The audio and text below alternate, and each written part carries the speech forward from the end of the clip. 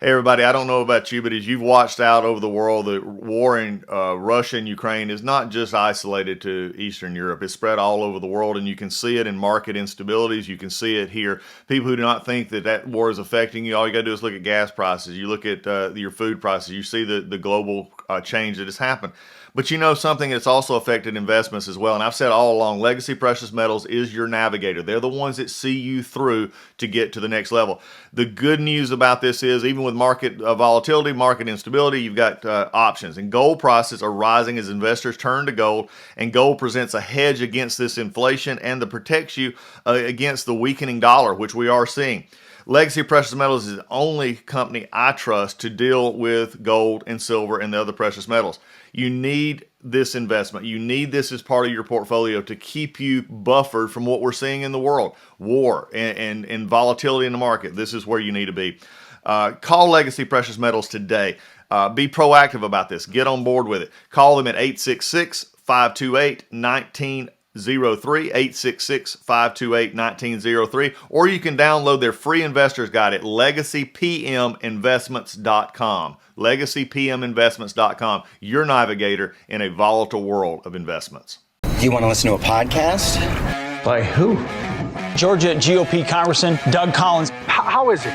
The greatest thing I have ever heard in my whole life. I could not believe my ears. In this house, wherever the rules are disregarded, chaos and mob rule. It has been said today, where is bravery? I'll tell you where bravery is found and courage is found. It's found in this minority who has lived through the last year of nothing but rules being broken, people being put down, questions not being answered, and this majority say, be damned with anything else. We're going to impeach and do whatever we want to do. Why? Because we won an election. I guarantee you, one day you'll be back in the minority and it ain't gonna be that fun. Hey everybody, Doug Collins. Welcome back, Doug Collins Podcast. Glad to have an old friend of the show. He's been around before. He's been on the show before, but also someone I've known for more years than I think he and I want to admit at times. It's one of those things. Is Jason Pye, Due Process Institute, is with me today. We're going to talk some things in Washington, criminal justice, also third party. But also, you know, in mentioning that, Jason, one, welcome back to the podcast. But, you know, us knowing each other as long as we have, it did remind me of something, though. I saw on online yesterday that I really felt old. Eminem turned 50. Really? Yes. Eminem turned 50. It's like, oh, gosh. Wow. Well, first of all, thanks for having me back on, and it's always good to see you. And you're right, we have known each other since probably 2007-ish, something like that. It sounds like. But Eminem's so it's really funny. So you say that, and I was listening to a song by one of the bands I grew up on. It's an old punk rock band, and this record that they put out in the year 2000, they said we're pushing 40 and we're doing just fine. They were pushing 40 in 2000, so that means they got to be pushing 60 now. 60. Yeah. Yeah. And it's, wow, okay. All right, I feel old now. Well, it is. There's these things, and for those of you on the Doug Collins, you know, the show, you always know we're gonna have a great time, especially with our great guests. But you know, there's been some of these things coming out lately on some of the social media that there, and I'll chase this rabbit for a minute, that gives you perspective, like you know, the Mediterranean Sea would fit within the entire continental U.S. and, you know, that Australia is as wide as the moon, you know, these kind of, you know, perspective pieces. And then they start running perspective pieces like, you know, the music, like, you know, we were watching one of the things when I get to stay at home is especially because the boys are basically gone now at the house. And so it's me and the girls. I am a girl dad and a husband because Lisa and Jordan and our little Shih Tzu Cree are all this here right now, and she's here. And so we watch movies at night. So we try to watch different movies. We were watching Rush Hour 1, 2, and 3. So we watched all three of them. And what I like to do is, and I'm just weird, especially at home, I'll sit there and look up the movies on my phone, you know, and get the background. And it was like 1998 was the first Rush Hour. Yeah, I would have been a junior or senior in high school. And oh God, I was a dad of 3. Give me a break. I do actually. It's funny. I do the same thing you do because, like, when I'm watching a movie, I sit there and look up just the background, all that stuff. Because I have a Wikipedia app on my phone, and I'll sit there and like look it up.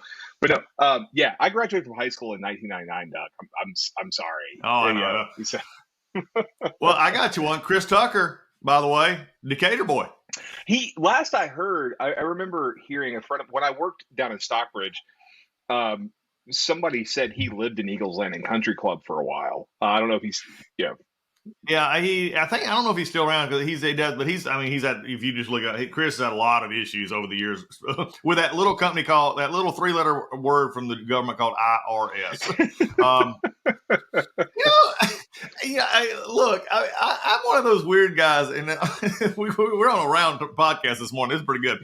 I mean, I'm one of those guys that worry when I get, the $3. Oh, you didn't underpay your $3. Like, I'm terrified IRS is going to break down my door. Some people get $2 million. It's like, what? How do you do that? Yeah, no. It's like him, Wesley Snipes, a few other people like who have had serious issues with the IRS. But hey, you've got what 70, 80,000 new IRS agents. So it's nuts. Well, look, we understand why Willie Nelson got behind in his. Okay, he just didn't remember he had them. Right.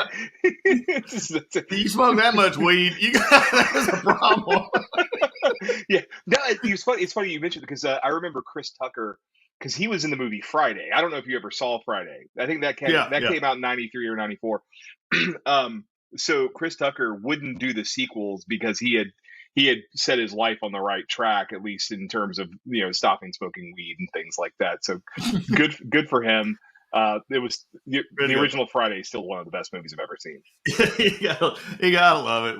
Well, speaking of, and here's one, and this is you brought this up, and let's think about this, right? Because one of the issues that's coming up in the midterms is really facing, some of the Biden, they're running on their agenda and everything else. But one of that is that, increasing IRS agents, 70, 80,000.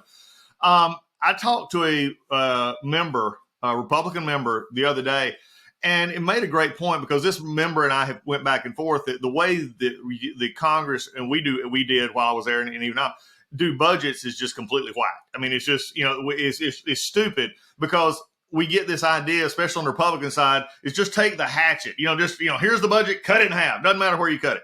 And what happened is most people, and we ran on this, we talked about it, but from the 2012 budget to about the 2017 budget, I guess it was, one of the areas that Republicans being in control of the House and then later the Senate as well were cutting because of the Lois Lerner stuff and all the stuff out of the IRS was they were cutting the IRS back. And folks, whether we like it or not, and there's a lot to not like, don't get me wrong, the IRS is the agency that brings the money into the, to the federal government and should do in a proper way. The problem was they were abusing that. I get that. We're not going to, go that route. But what was happening is we have gotten down now that there are states, and I'll just leave this open, that they have very few true IRS agents, so to speak, to investigate true fraud. And there's, out of this COVID stuff and a lot of the others, the shams that's been going on, they don't have the manpower to actually do that. And yet, we're adding 75,000, which are not going to do that. They're going to go after small business. This is a problem. No, it really is. And you mentioned like the COVID fraud, and because there have been dozens of examples that I've seen of fraud within the Paycheck Protection Program, which was the program that was created during the first COVID relief bill back in February or March of 2020. And, there has been mention of investigations and arrests and some of that stuff, but the fraud that I saw something the other day, and hopefully I'm not misrepresenting it here, but it was just like the fraud was not necessarily wide scale, but it wasn't marginal either. There was enough fraud in there, and the fact that they're not investigating that kind of alarms me a little bit because they kept sight unseen. They were they passed that, they replenished the funding for it at least once. I think they might have done it twice. And there's no questions asked, in terms, and if you push back on it, you were heartless and basically wanted business owners to fail, which just boggles my mind. And I don't say that as a COVID skeptic, like I'm vaxxed, I'm boosted, but it's frustrating. But this thing about these new IRS agents, I don't I don't understand why Democrats thought this would be popular, and I understand that they they needed the revenue, which CBO has said that this might bring in this much revenue, and they needed the revenue to pass their most recent partisan bill, the so-called Inflation Reduction Act. But it's I don't understand why. I really don't, Doug. I don't understand why they thought this would be a popular move, and it's given Republicans another bludgeon with which to hit Democrats over the head. Oh, it is amazing, and this, I mean, look being a conservative Republican, I'm not going to sit back and agree. I definitely don't agree with the plot, but normally they've been a little better on messaging, at least in some of this. But this last under Biden, it's like the political messaging went out the door, and it went back to something. I don't know if you and I've talked about this, but I've talked about it frankly with on this podcast with McCarthy, Scalise, a lot of them, and I've said, look, the one of the reasons that, and I shared this with a group the other night. I was in Osceola County, Florida, at a GOP banquet, and I was the keynote speaker, and I told them this. I said, you got to understand something. That in the past 30 years, because I think it was 92, the Gingrich Revolution, 30 years. Now think about that. It's about feeling old again. 30 years. Yeah. Boehner was the original Tea Party with a bag over his head with Vin Weber down on the floor about the banking scandal. This is how, I am old here as we go back. Well, when you go back, Boehner was the arch conservative. This is where we're at. Yeah. The funny, and I'm on a side note here, and for I'm probably getting the hate on it. DougCollinsPodcast.com. There's an email button. Send it to me, okay? But Boehner, the funny part was Boehner never really changed. He just became speaker, and took that role, differently. So again, something else to discuss. Well, real fast. It's and I say this. 7 years ago when I was at FreedomWorks, we often targeted Boehner, and then we actually had a decent relationship with Ryan's office. I've come to respect Boehner a lot more now than in hindsight. I wish he was still around. Yeah. Well, you look at what a lot of what's going on, and I agree. And that was the whole issue with Boehner. And I got to know Boehner pretty fun. And I could probably do a podcast on Boehner stories, because he just thought he was funny for me. But if you look back on that 30 years in that situation, is that the Democrats have only controlled, and this shocked these members of the GOP. I'm truly beginning to believe, and I mean this with love, that both party sides, okay, and even even after, only tend to view the lenses through their own party. They don't see the bigger picture. It's like I've always said, I ask all the time, how many of you have ever read Saul Alinsky's book at a GOP rally? Some of them look at me like, who is Saul Alinsky and why should I care? Yeah. I said, that's what the Democrats, are running a lot of what they base on about these old flies. Shouldn't you know that? It's like Saban or Kirby Smart or anybody reading the other team's playbook. But one of the things I said, there's only been 8 years of Democrat rule in the House in 30 years. I said, I want you to think about that for a second. But then I stopped for a second, and I said, but let's talk about some of the biggest pieces of legislation that affect your life today. When were they passed? In those 8 years. Obamacare, Dodd-Frank, the climate stuff. Then you get the infrastructure bill last year. You get the Build Back Mansion bill or infrastructure, the deficit. You get the extra that caused the inflation of the bill last year with COVID. And you go back to what was happening at EPA and everything. I said, so here's the deal: it's the willingness to do the policy that is not there. But I've just been amazed that, and I think really it goes back to what you said. Especially these last 18, 20 months, they don't care. I think they realize, hey, look, we're going to lose probably in November again, just like Pelosi knew she was going to lose in 10. So they're just saying, we're going to do whatever we want to do. No, I think you're absolutely right. I mean, and I don't think the number of seats Democrats are going to lose in this cycle is going to be, anything close to what it was in 2010. I mean, I expect, Republicans to come in with a majority of between 225, 233, maybe. And you and I haven't even talked about this. This is pretty amazing. Yeah. That's exact. I'm 225 to 235. There you go.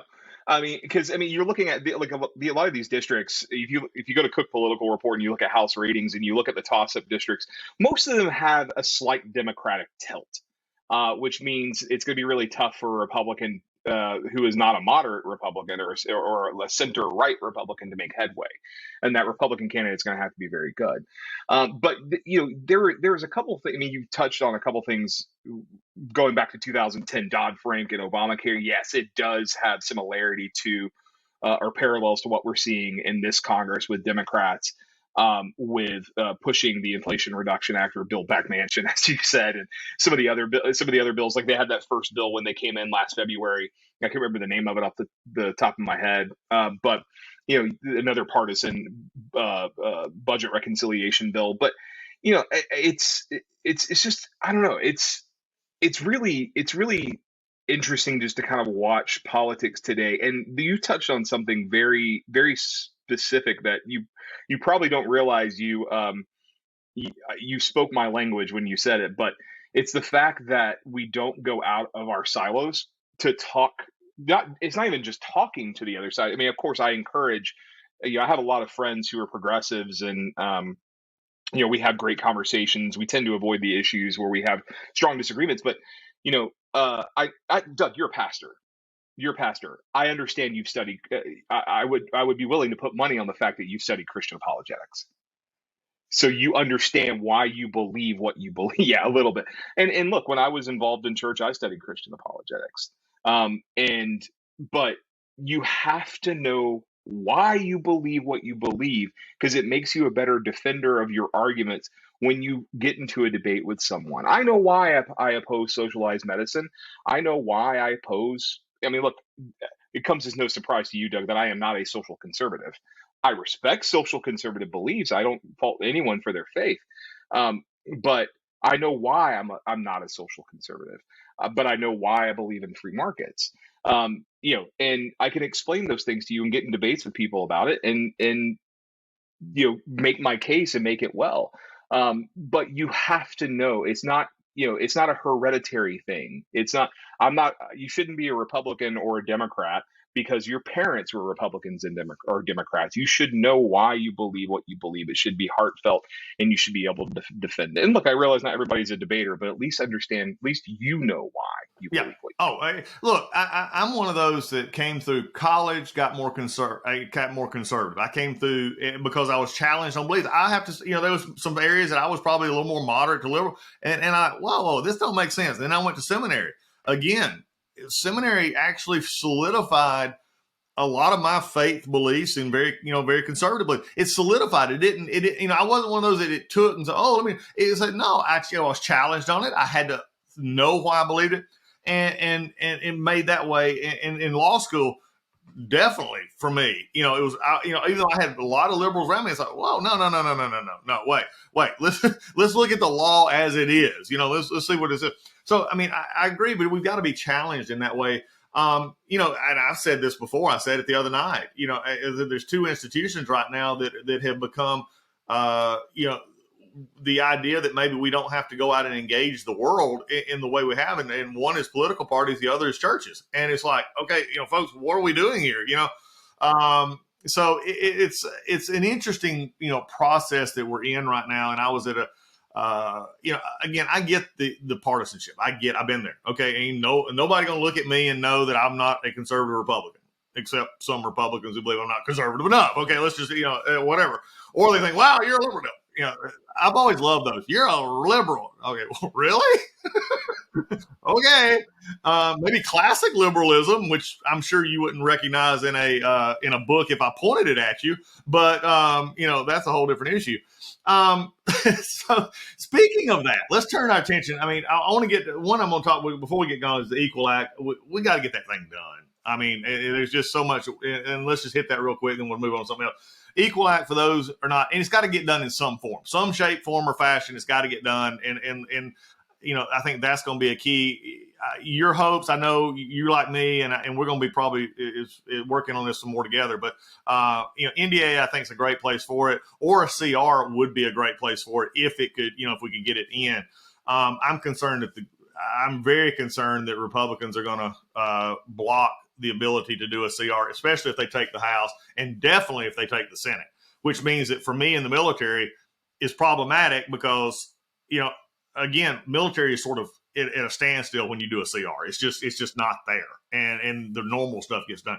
Where do we see what are we seeing right now with equal? Well, I think the play right now that we've been working on, and you're right, there are going to be a couple different pieces of legislation, maybe as many as 4 that come to the floor during the lame duck session. 2 of those are not ideal places for this. The other 2 are. One of those is the omnibus, which or CR. And I really, Doug, I think you're right. I think it depends entirely on what the outcome of the election is. If Republicans take back the House, which is likely, and they take the Senate, which is I think it's less likely. I'm not saying it's unlikely; it's less likely. I think we're looking at a CR that kicks government funding into February or March. But if we get an omnibus, yes, it's a place to put it, because from your time in Congress and the House, that they put all kinds of random stuff in the omnibus that sometimes has not even gone through regular order committee markups or hearings.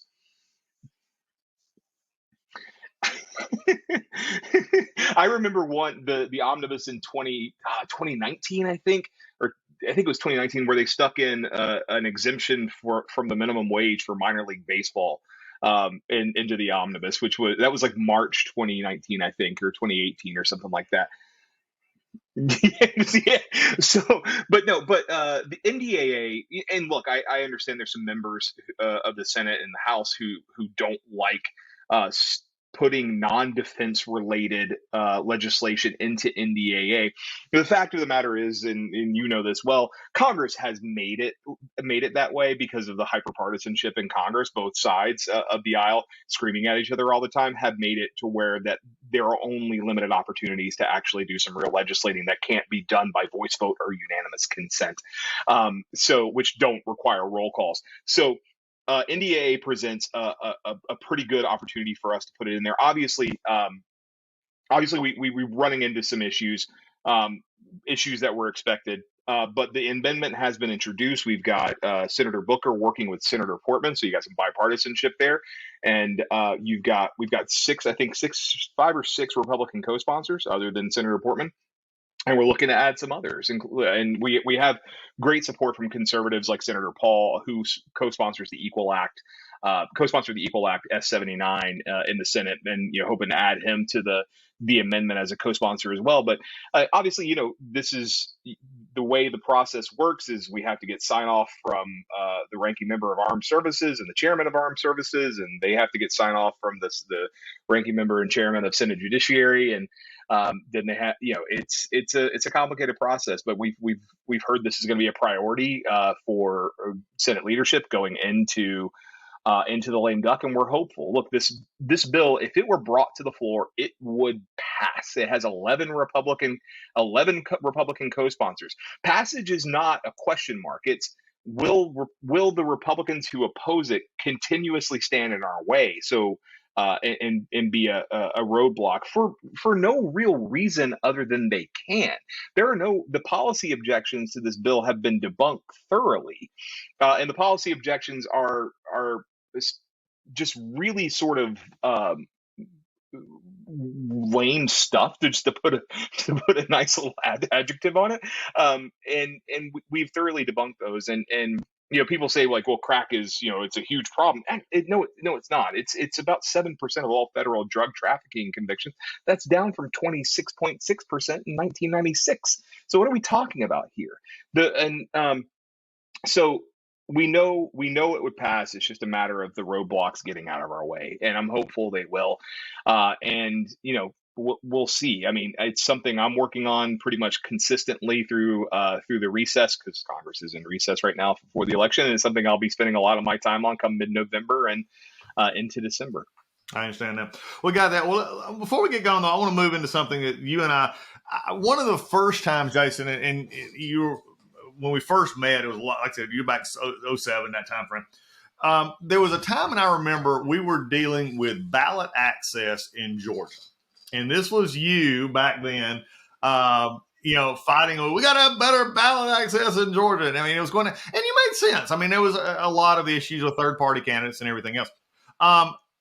But last night in the debate in Georgia, and I'm dating this a little bit, was the Monday. It was the debate with Governor Kemp, Stacey Abrams, and Shane Hazel, Shane Hazel's the Libertarian in this race. Interestingly enough, the Libertarian in the Senate race is drawing 4% plus, which is really drawn a lot of interest. And I have my own opinions about why that is, but because Hazel's not drawing that in the governor's race, there's a big disconnect.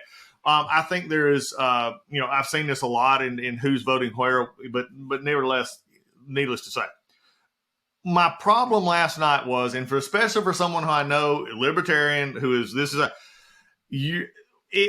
same people running it, and Hazel, who by the way ran as a Republican on a couple of occasions in the old what was the 7th district. He ran against Rob Woodall. He's very much, very conservative. That's the best way to put it. And again, I've met him before, and know.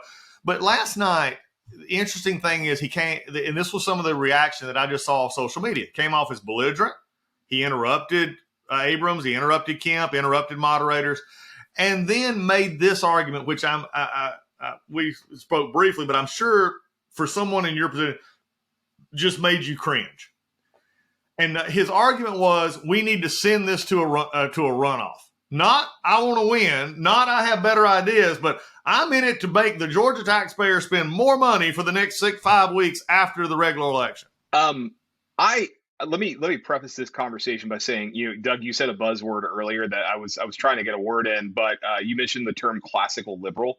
And that's largely how I identify my philosophical views these days is classical liberal, which is not modern liberalism. It's actually more in tune and more in line with what the founding fathers believed. And so I would refer to myself as a classical liberal. We're going to have everybody heading to Wikipedia on this. Yes, we are. But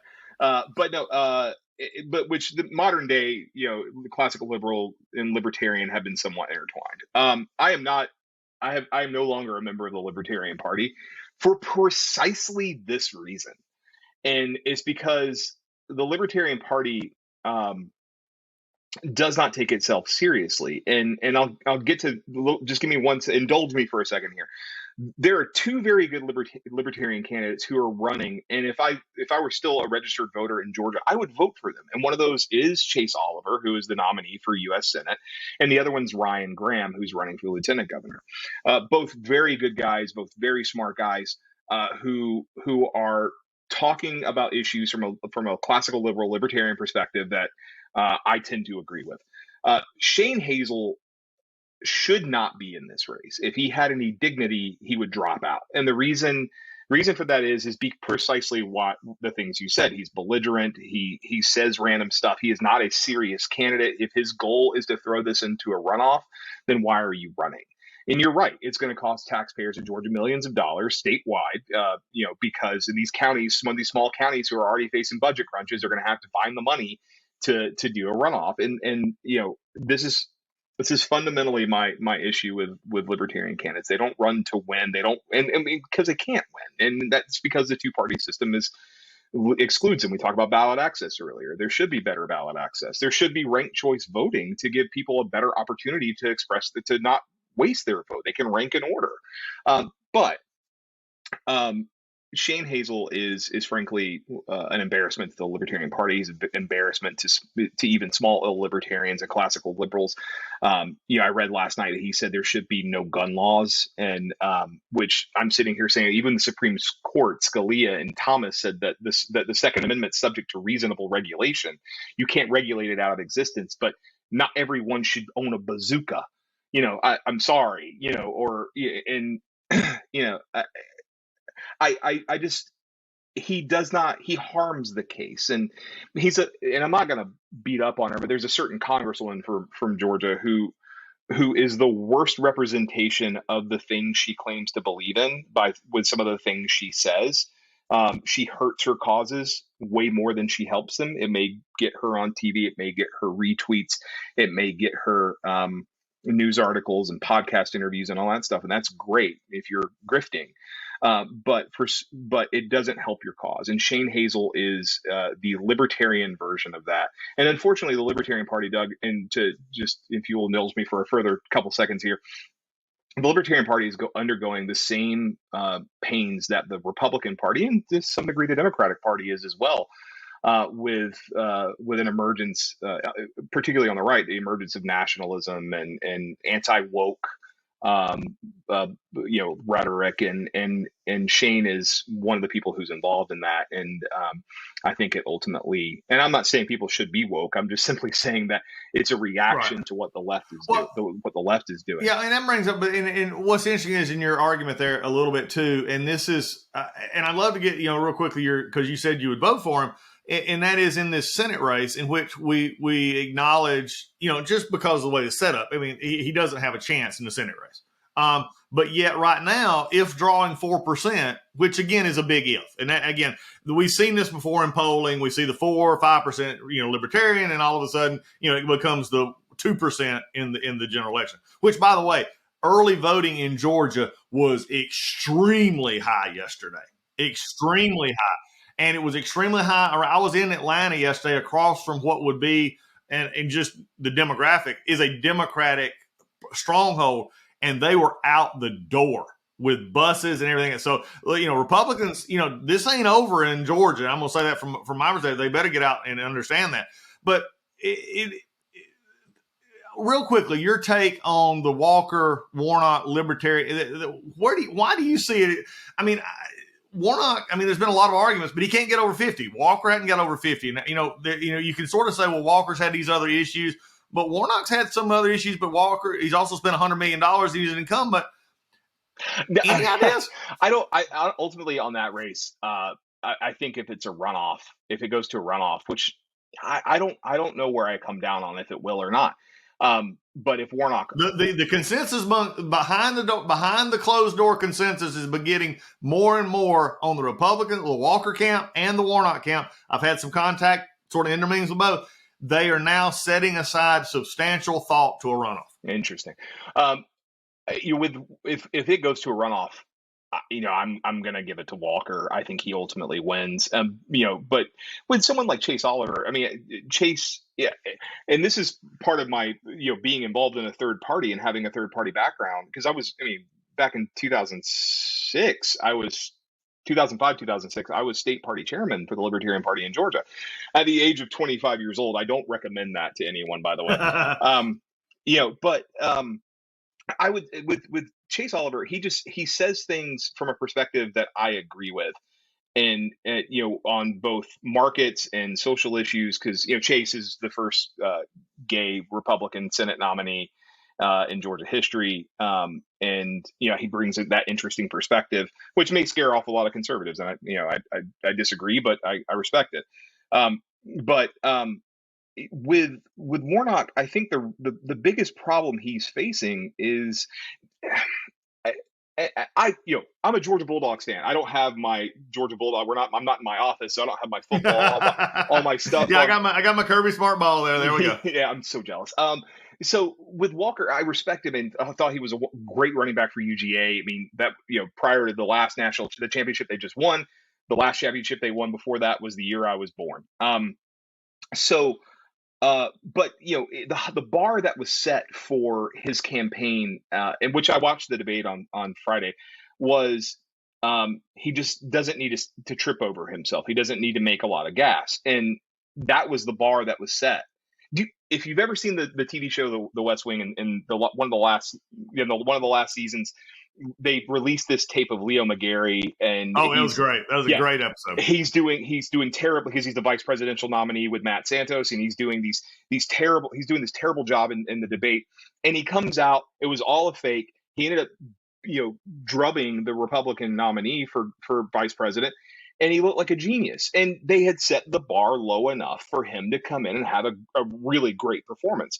Walker and his camp and Republicans did the same thing. Warnock didn't look great either. I want to be clear about that. That was surprising to me. And what really got me, though, Jason, was the fact that on the Friday night, he used his talking points. He was just being stiff. And then on Sunday night, he got chippy at an empty podium. It's like, okay, if you're going to get chippy, get with Chippy when he's there. Don't get chippy at an empty podium. It was almost like he realized he screwed up Friday night and then tried to take it out on Sunday. But It's going to be interesting. I think, but I'll say this in sort of closing this out a little bit. I think the biggest problem Warnock has got is not Warnock, it's Joe Biden.